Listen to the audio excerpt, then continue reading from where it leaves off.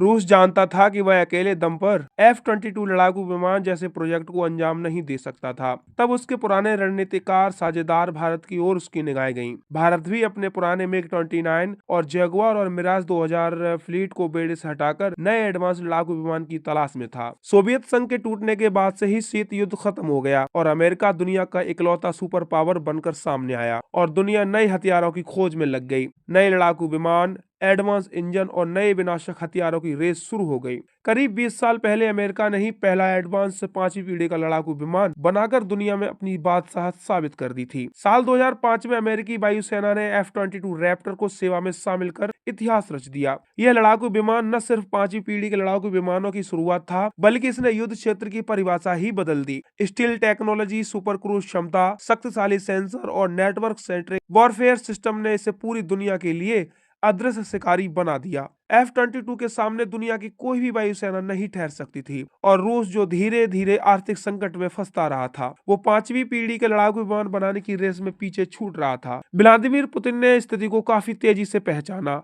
और अगली पीढ़ी के लड़ाकू विमान में अमेरिका को टेक्नोलॉजिकल बढ़त से रोकने की पूरी कोशिश की। रूस जानता था कि वह अकेले दम पर F-22 जैसे प्रोजेक्ट को अंजाम नहीं दे सकता था। तब उसे उसके पुराने दोस्त भारत की ओर उसकी निगाहें गईं। भारत भी अपने पुराने MiG-29, जगुआर और मिराज 2000 फ्लीट को बेड़े से हटाकर नए एडवांस विमान की तलाश में था। इस तरह साल 2007 में भारत और रूस के बीच 5th generation fighter jet aircraft की परियोजना की घोषणा की गई। यानी अमेरिका ने साल 2005 में F-22 बनाया और भारत और रूस ने उसे ठीक 2 साल बाद के बाद यानी साल 2007 में ही 5वीं पीढ़ी के लड़ाकू विमान बनाने की घोषणा कर दी थी। तो चलिए जानते हैं कि आखिर इतना बड़ा प्रोजेक्ट आखिर नाकाम कैसे हो गया। ये बात है जनवरी 2007 की। 24 जनवरी 2007 को एरो इंडिया में भारत और रूस ने 5वीं पीढ़ी के लड़ाकू विमान FGFA के ज्वाइंट डेवलपमेंट की घोषणा करके दुनिया को चौंका दिया था। इस परियोजना में दोनों देशों को बराबरी फंडिंग, इंजीनियरिंग और टेक्नोलॉजिकल प्रॉपर्टी भागीदारी करनी थी। रूस इसे SU-57 के नाम से विकसित कर रहा था और भारत इसका भारतीय स्थिति के मुताबिक वेरिएंट चाहता था।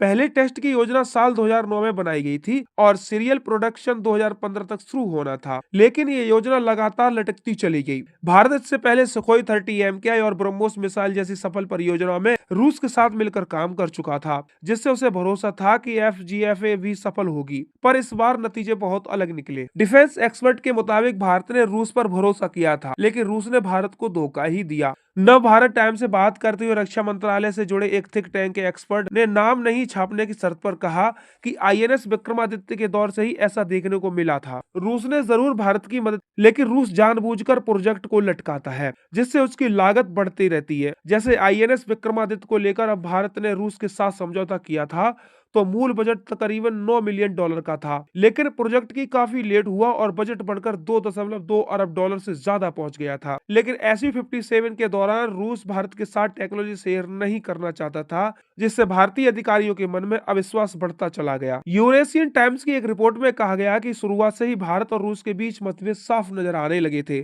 भारत चाहता था कि यह विमान 2 सीटों वाला हो ताकि उसका उपयोग मल्टी रोल ऑपरेशन में किया जा सके, लेकिन रूस एक सिंगल सीट कॉन्फ़िगरेशन को लेकर अड़ा था। इसके अलावा भारत टेक्नोलॉजी को लेकर पूरी पारदर्शिता चाहता था और प्रोजेक्ट में बराबरी की भागीदारी चाहता था। खासकर इंजन, रडार और एवियोनिक्स के सोर्स कोड के ट्रांसफर को लेकर भारत का रुख साफ था, लेकिन रूस इसके लिए तैयार नहीं था। इसके अलावा रूस जिस स्टील टेक्नोलॉजी का इस्तेमाल करने वाला था, भारतीय अधिकारियों के मन में उसकी क्षमता को लेकर गंभीर संदेह था। कई पश्चिमी विश्लेषकों ने भी SU-57 की स्टील क्षमता को आंशिक रूप से कमजोर बताया। इसकी रडार क्रॉस सेक्शन अमेरिकी F-22 या F-35 की तुलना में ज्यादा था, जिससे रडार के लिए इसे इंटरसेप्ट करना आसान था। भारत नासिक स्थित हिंदुस्तान एयरोनॉटिक लिमिटेड यानी HAL संयंत्र में लाइसेंस के तहत सुखोई 30 MKI का उत्पादन कर रहा था। सुखोई 30 MKI की पहली असेंबल्ड इकाई नवंबर 2004 में नासिक संयंत्र से तैयार हुई थी। इसी तरह भारत रूस के संयुक्त सुपरसोनिक क्रूज मिसाइल का विकास कार्यक्रम ब्रह्मोस को भी भारी सफलता मिली, लेकिन SU-57 ने भारत का दिल तोड़ दिया था। लिहाजा इस विमान को शामिल करने की योजना पहले साल 2018 और फिर 2022 तक टाल दिया गया था। रूस की अड़ंगेबाजी की वजह से प्रोजेक्ट की कीमत काफी ज्यादा बढ़ने लगी और $2 अरब को पार कर गई।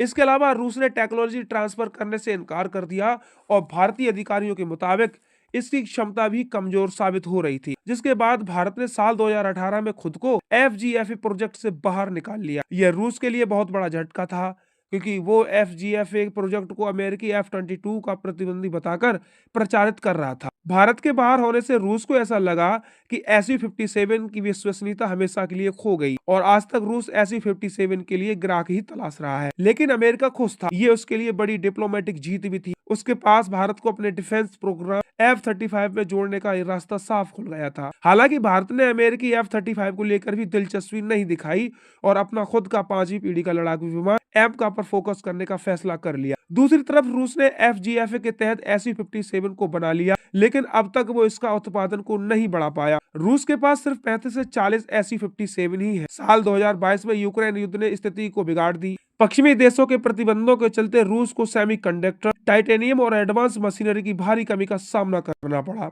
यही वो वजह है कि यूक्रेन युद्ध में रूस SU-57 को सही तरीके से इस्तेमाल नहीं कर पाया। SU-57 का इस्तेमाल सिर्फ स्टैंड ऑफ मिसाइल हमले तक ही सीमित रहा, जबकि दूसरी तरफ F-22 रैप्टर अब अपनी सेवा के 2 दशक पूरे कर चुका है और अमेरिका इसे धीरे धीरे अपने बेड़े से हटाने की तैयारी कर रहा है। अमेरिका इसकी जगह अपनी 6वीं पीढ़ी का F-47 लाने वाला है, जिसका प्रोडक्शन अगले कुछ सालों में शुरू होने वाला है। दूसरी तरफ एक बार फिर से कई रिपोर्ट्स में दावा किया गया कि भारत SU-57 खरीदने में दिलचस्पी दिखा रहा है, खासकर तब जब चीन अपने J-20 और 6ठी पीढ़ी के लड़ाकू विमानों की संख्या बढ़ा रहा है। इसलिए भारत के फैसले पर सवाल उठ रहे हैं कि जिस प्रोजेक्ट को खुद कमजोर बताकर वो बाहर आ चुका है, क्या उसमें फिर से वो शामिल होगा? इसमें कोई शक नहीं है कि भारत और रूस की रक्षा साझेदारी ऐतिहासिक रूप से मजबूत रही है, लेकिन FGFA जैसी परियोजना यह दिखाती हैं कि आज की दुनिया में सिर्फ भरोसा करना ही काफी नहीं है, बल्कि पारदर्शिता, तकनीकी भागीदारी और रणनीतिक स्वायत्तता अब भारत की रक्षा नीतियों के केंद्र में है। FGFA से पीछे हटना शायद भारत का सबसे यथार्थवादी फैसला था, लेकिन फिर SU-57 खरीदना सिर्फ और सिर्फ मजबूरी होगा।